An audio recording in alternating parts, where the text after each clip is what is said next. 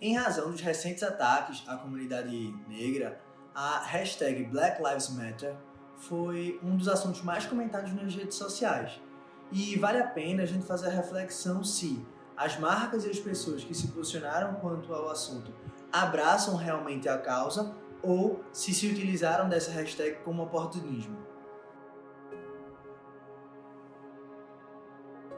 Então, já no início, é importante pontuar o meu local de fala enquanto uma pessoa branca que fala aqui que não tem tanto conhecimento, infelizmente, sobre a causa do racismo. Aí vai ter gente que vai pensar, meu Deus, ele já falou que não conhece racismo e vai falar sobre a causa. Calma, que eu não vou me apropriar de um discurso. O objetivo desse vídeo não é esse, mas é a gente entender do ponto de vista da comunicação quando que uma pessoa e marca deve se posicionar diante das redes sociais ou dos canais de comunicação que existem em razão de uma causa, em razão de um movimento, para que esse posicionamento seja um posicionamento legítimo e não fique só ali na questão do oportunismo. Do ponto de vista da comunicação, o posicionamento ele precisa ser coerente.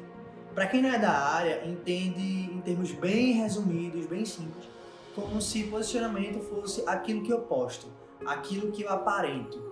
Então, a comunicação ela é um processo interno. Eu preciso refletir aquilo que vem de dentro para o exterior. A partir do momento que a gente não reflete esses valores, ou que não há uma sintonia entre aquilo que está sendo comunicado e aquilo que realmente são os valores de uma pessoa ou de uma marca, a gente vai estar numa situação que eu costumo dizer com um cheirinho de crise de imagem e reputação. Uma situação que o IVDM, o índice vai dar merda, ele vai estar bem alto.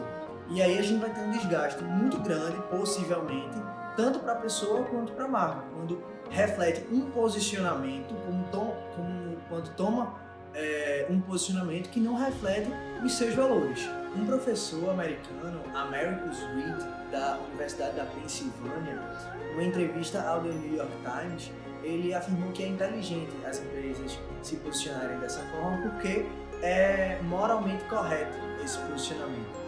Mas é claro que elas pensam no jogo econômico, nos benefícios que a marca vai ter a longo prazo. Afinal, o consumidor ele presta atenção no posicionamento, na comunicação da marca. E aí, numa matéria do jornal Nexo, o jornalista ele informou que muitos desses posicionamentos das empresas e das marcas eles soaram superficiais e sem muito fundamento pelos ativistas e pessoas que trabalham na causa.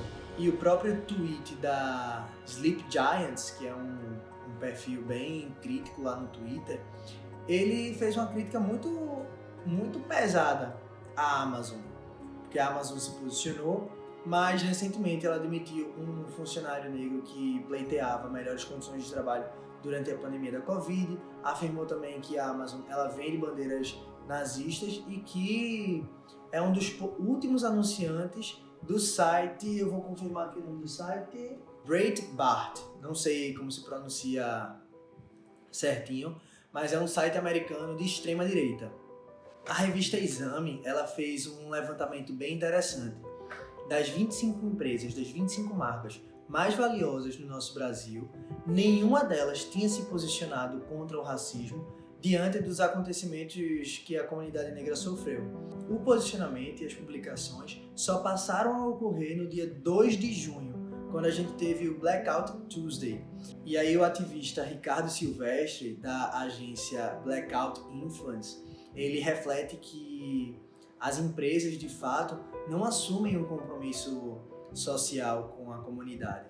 E no final, todo esse discurso acaba sendo um discurso de fachada. Em termos práticos, como que uma empresa, como que uma pessoa, ela vai trabalhar a questão do racismo para além de uma publicação, além do post. É preciso compreender que essa pauta, ela deve ser pauta no dia a dia da empresa.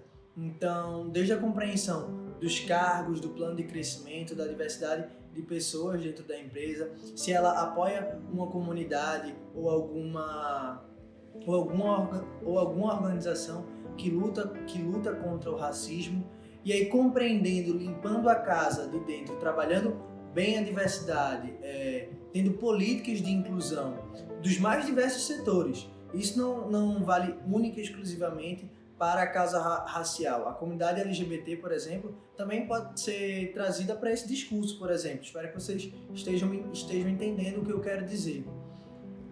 E aí, quando a gente arruma a casa, quando a gente tem uma política interna contra o racismo, prevalecendo a igualdade racial, a igualdade de gênero, se for o caso, aí sim vai se perceber que a questão do racismo é de fato uma pauta, uma luta da empresa. E não só um post, mas uma verdade.